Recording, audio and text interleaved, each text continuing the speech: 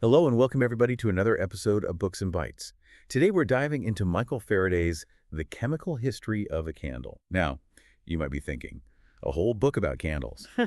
Sounds a bit niche. But that's the brilliance of Faraday. He uses this everyday object to unlock some of the most fundamental principles of science, making it a fascinating read, even for those who aren't chemistry buffs. Okay, so before we get into the nitty-gritty, what are the big takeaways here? What should we be looking out for as we journey through this book? Well, Faraday essentially takes us on a journey through combustion, the elements, the nature of water, and even the air we breathe. He shows how these seemingly separate things are actually deeply interconnected, and he does it all through the lens of a simple burning candle. That's incredible. So he's not just teaching us about candles, he's using them as a springboard to understand the world around us. Exactly. He's showing us that science is everywhere, even in the most mundane objects, and that by observing and questioning even the simplest things, we can uncover profound truths about the universe. All right, I'm hooked. Let's dive into the first lecture. Faraday starts by breaking down the candle flame itself. He does. He begins with something we can all relate to, simply observing the flame, its shape, its movement, the different zones of brightness. He points out that the flame is not a solid entity, but a dynamic process. And then he does something really clever, doesn't he? He isolates the vapor from the flame. Right, he uses a glass tube to draw out the vapor, and shows that this vapor, not the wick itself, is the true fuel of the candle. It's a simple but powerful demonstration that the flame is a result of burning gas. That's a great example of how Faraday makes science so accessible.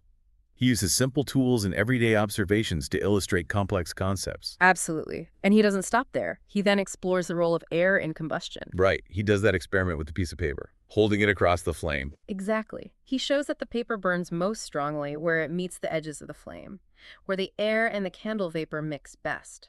This demonstrates that air is essential for combustion, and that the hottest part of the flame is not the center, but this outer ring where the mixing happens. And that leads him to the question of why the brightest part of the flame is not necessarily the hottest part. Precisely. He observes that the brightest light comes from the outer edges of the flame, where those tiny carbon particles, Right. or soot, are heated to incandescence. So, the dirty soot is actually what gives the candle its brilliance. I love that idea.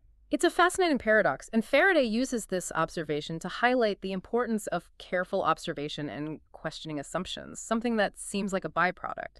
Like soot can actually be the source of something beautiful, like light. That's a powerful message. It reminds me of that quote from Faraday, where he says, "Nothing is too wonderful to be true if it be consistent with the laws of nature." Absolutely. And this idea of looking deeper, Yeah. beyond the surface, is a recurring theme throughout the book.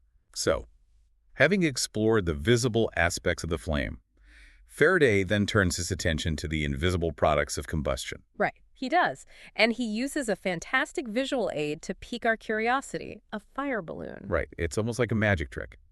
He shows how much matter is released by a burning candle, even though we can't see it. It's a brilliant way to engage his audience and make them wonder, what are these invisible substances? And this leads him to one of the most important discoveries. Water is a product of combustion. Yes. He shows how a candle placed under a jar causes the sides to become cloudy with condensation, and he demonstrates that this same cloudiness appears on a cold spoon held over the flame. It's a simple experiment, but the implications are huge. He goes on to show that this is true not just for candles, but for other fuels like oil lamps and gas lamps. So he's demonstrating that water is a fundamental product of combustion, no matter the fuel source. Exactly. And this leads him into a deep exploration of the nature of water itself, which is the subject of his next lecture. So we've seen that water is a product of combustion.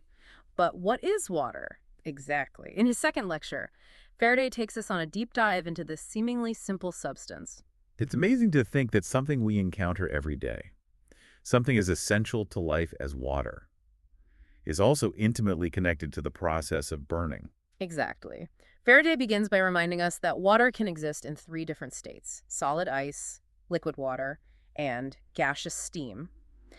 But he emphasizes that despite these transformations, water remains chemically the same. And then he gets into some pretty dramatic demonstrations, doesn't he? Like freezing water in iron bottles. He does, and the result is pretty spectacular. The bottles burst open due to the expansion of water as it freezes. It's a powerful reminder that even seemingly harmless substances can harbor immense force under the right conditions. Absolutely, and he doesn't just show the expansion of water. He also demonstrates its contraction when it turns into steam. He uses a tin flask filled with steam, and as he cools it, the flask dramatically collapses inward, showing how much the volume decreases. So he's highlighting the dramatic volume changes that water undergoes as it shifts between states. Yeah. But what does this have to do with the candle? Well, these experiments serve a larger purpose. They help us understand the significant volume difference between water in its liquid and gaseous forms. Remember that cloudy jar from the candle experiment? That was water vapor, steam, condensing back into liquid. Faraday is connecting these seemingly disparate phenomena, showing us the transformations of water happening right before our eyes. So he's helping us visualize the invisible. That's brilliant. Exactly. And this leads him to the question, what is water made of? He reveals that water is not an element itself, but a compound made up of two elements, hydrogen and oxygen. We've already encountered hydrogen. That's the flammable gas he extracted from the candle flame. Right. But now he needs to show us the other half of the equation, oxygen. And to do this, he uses something called a voltaic battery. I have to admit, this is where I got a little lost. Can you break down what a voltaic battery is and how it helped Faraday separate water into its elements? Of course. A voltaic battery is an early form of a battery. You can think of it as a source of electrical energy.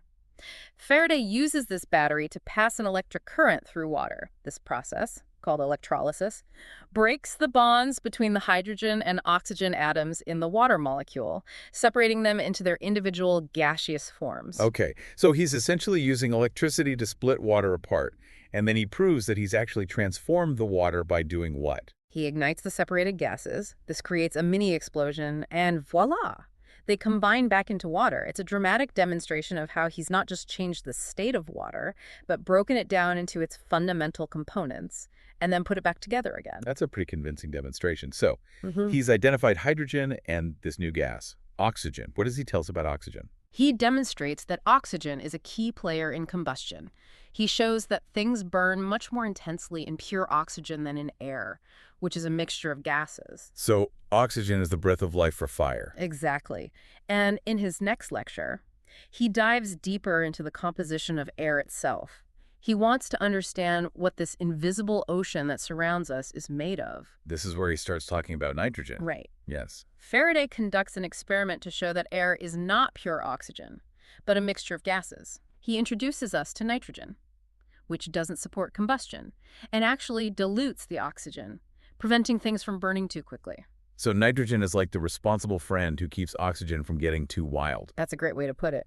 Faraday emphasizes that nitrogen plays a crucial role in moderating combustion, making fire useful and preventing runaway reactions. He also explains how nitrogen helps disperse the products of combustion, playing a vital role in the Earth's ecosystem. It's amazing how he's constantly connecting these seemingly simple concepts to the bigger picture. So, having explored the composition of air, where does he go next? He then shifts his focus to the physical properties of air, particularly its weight. He demonstrates that the seemingly empty space around us actually has mass. He does this by meticulously adding measured volumes of air into a container and observing the change in weight on a balance. And the results are pretty surprising, aren't they? They are. He calculates that the air in the lecture room weighs over a ton. This challenges our perception of air as something light and intangible. It's a reminder that even the things we can't see can have a significant impact. Exactly. And this leads him into a discussion of air pressure, which he demonstrates through a series of fascinating experiments. He shows how air pressure can make it difficult to remove a hand from an air pump receiver, how it can deform a bladder, and even how it can hold two hemispheres together with incredible force. I remember reading about those Maglev hemispheres. It's amazing how something we can't see can exert such power. It is. And Faraday doesn't just leave it at that. He connects these principles to everyday examples, like pop guns and suction cups, helping us understand how air pressure is at work all around us. So he's taking these abstract concepts and making them relatable to our daily lives. And that brings us to the final section of this deep dive into the chemical history of a candle. In the last lecture, Faraday brings together all the threads he's explored, weaving together combustion, elements, air, and even respiration into a beautiful tapestry of scientific understanding. So he's shown us the chemistry of a burning candle. What's the connection to respiration? Faraday starts with a simple observation. Our breath can actually extinguish a candle flame. Wait, really? I've never thought about that. Why does that happen? He explains that our exhaled breath contains a higher concentration of carbonic acid than the air we inhale. And carbonic acid, remember, is one of the products of combustion. Oh, I see. So by breathing on the candle, we're essentially flooding it with one of the products of its own burning, which somehow disrupts the process. Exactly. And this leads him to a remarkable analogy. He points out that just like a candle, our bodies use oxygen and produce carbonic acid during respiration. So even though we don't have visible flames, the chemical processes happening inside us are similar to those in a burning candle. That's right. Both processes involve combustion, just at different speeds and with different levels of visibility.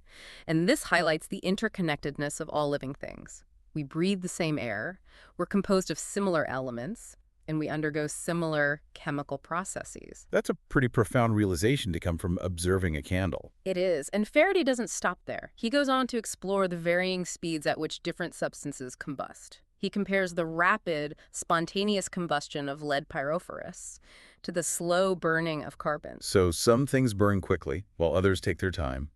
What accounts for this difference? Faraday explains that different substances have different waiting times, meaning they require different conditions to ignite. Some substances, like lead pyrophorus, react with oxygen in the air very readily. Others, like carbon, need a higher temperature or a spark to get going. And he relates this back to respiration, doesn't he? He does. He points out that the reaction between oxygen and carbon in our lungs happens instantly, even at our body temperature. This highlights the efficiency of our biological processes, enabling us to extract energy from food quickly and continuously. It's incredible to think about the complexity hidden within these seemingly simple processes. It is, and that's exactly what Faraday wants us to appreciate. He concludes his lecture series with a call to action. He urges his listeners to be like a candle, shining their light on the world and making their actions honorable and impactful. That's a beautiful analogy. He's encouraging us to use our knowledge and understanding to illuminate the world around us. Exactly. And he reminds us that science is not just about accumulating facts, but about cultivating a sense of wonder and a desire to understand the hidden mechanisms of the universe. I love that. Yeah. So what does this all mean for us, the listeners of Books and Bytes? What can we take away from Faraday's chemical history of a candle today? I think Faraday's work reminds us that science is everywhere, even in the most mundane objects. It encourages us to observe, to question, and to never stop exploring. He shows us that the world is full of wonder, and that even a simple candle can unlock profound truths about the universe. Beautifully put. So, the next time you light a candle, remember that you're not just starting a fire. You're witnessing the interplay of elements, the dance of molecules, and the intricate processes that connect us all. And who knows, maybe you'll even be inspired to make your own discoveries, just like Faraday did, by simply observing and questioning the world around you. Thanks for joining us on this deep dive into the chemical history of a candle. Until next time, keep those candles burning and keep exploring.